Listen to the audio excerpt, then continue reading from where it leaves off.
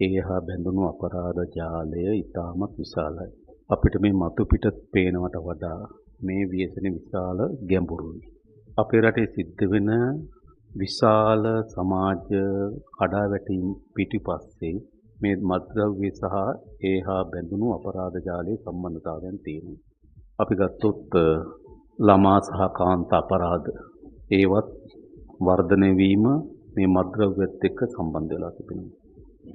අපි දකින වාහන අනතුරු ඒවා වර්ධනය වීම මේ මත්ද්‍රව්‍යත් එක්ක සම්බන්ධ වෙලා තිබෙනවා.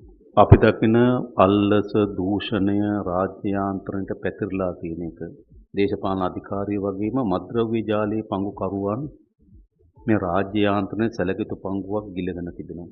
එහෙම ගත්තහම මම හිතන්නේ අද අපි මුහුණ දෙන ප්‍රබලතම සමාජ ව්‍යසනයේ බවට මේක පත් වෙලා තිබෙනවා.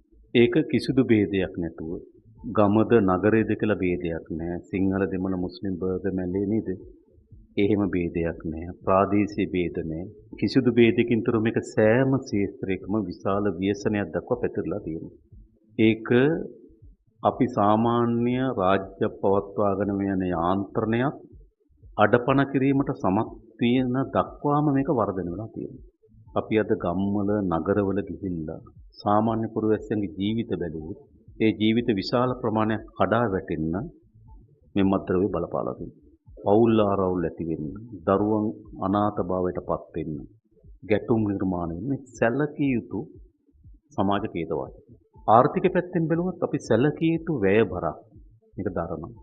ආර්ථික ලබාගත විශාල ප්‍රතිලාභ ප්‍රමාණයක් අපට අහිමි වෙලා තිබෙනවා. ඒ නිසා මම හිතන්නේ අපි කාගෙත් වගකීම බවට පත් වෙනවා මේ ව්‍යසනය නතර කරන්න. අද වෙනකොට මේක කලින් කියපු සියලු සමාජ ස්තරයන් සියලු සමාජ දේහයන් ගිලගන්න තත්යකට මේ වර්ධනය ඇති වී තිබෙනවා. ඒතකොට එකක් මේක පිටිපස සැලකිත ප්‍රමාණකින් දේශපාලන අධිකාරිය ආරක්ෂාව රැකවරණය ලබා දීලා තිබෙන මේක වර්ධනය වෙන එක හරි පැහැදිලි.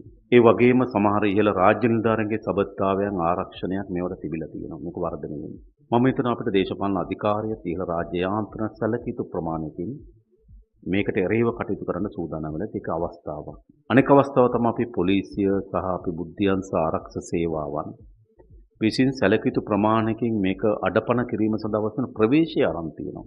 එක වෙලාවක අපිට තිබුණා මේක මේ නොපෙනෙන තත්යකට වර්ධනය වෙලා තිබුණා. නමුත් අද වෙනකොට අපිට ඒක සැලකිත ප්‍රමාණයකින් විවෘත කරගන්න පුළුවන් වෙලා තියෙනවා. කොහොමද පැතිරලා තියෙන්නේ? කොයි ස්ථානවලද තියෙන්නේ? කොහෙන්ද මේ ජාලය? සැලකිත ප්‍රමාණයෙන් අපි ඉල්දරව් කරන්න පුළුවන් වෙලා තිබුණා. හැබැයි මේක දිගටම පවතින්නේ නැහැ. අපි මේකට මේවම දියත් කරනකොට අඩපණ වෙනවා. අපි මේක දිගටම පවත්වාගෙන අසමත් වුණොත් නැවත ඒගොල්ලෝ අලුත් යාන්ත්‍රණයක මේ ප්‍රවේශය අත්පත් කරගන්නවා. මොකද තියෙන්නේ? ඒ නිසා මේක අත්තු ප්‍රවේශය අත්හරින්න නැතුව දිගටම යන්න ඕන.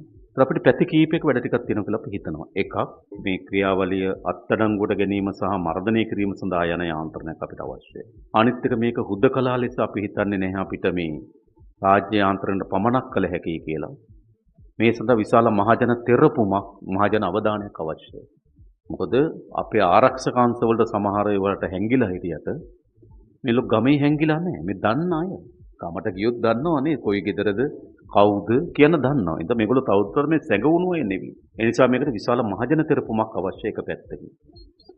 අනිත් පැත්තෙන් ගත්තාම අපිට හොඳ ශක්තිමත් පුනරුත්ථාපන වැඩසටහනකුත් අවශ්‍යයි. මේ අය මොකද දෙමව්පියෝ කැමති තමන්ගේ දරුවා මේ ව්‍යසනයට ගොදුරු වෙලා තියෙනවා. ඒ ව්‍යසනේ මුදවා ගන්නවට දෙමව්පියන්ගේ කැමැත්තක් තියෙනවා. ඉතින් අපිට ශක්තිමත් පුනරුත්ථාපන වැඩසටහනක් අපිට අවශ්‍යයි. ඒ වගේම අනිත් පැත්තෙන් අපිට හොඳ මාධ්‍ය මෙහෙයුමකුත් අවශ්‍යයි. මොකද මේක සමාජ මත නිර්මාණය කරගන්න ඕනේ නේද? ඒ පැත්තෙන් විද්‍යාත්මක සෞඛ්‍යමය පදනම් සහිතව සමාජයට කරුණු යන්න ඕනකම තියෙනවා. මේක ඇත්තටම තියෙන සෞඛ්‍ය ප්‍රතිවිපාක පිළිබඳවත් අපි හොඳ අධ්‍යාපන සංවිධාන වැඩසටහනක් අපිට යන්න වෙයි. ඒ වගේම අපේ හාමුදුරන් වහන්සේලා අපේ පියතුමන්ලා පූජකතුමන්ලා නේද?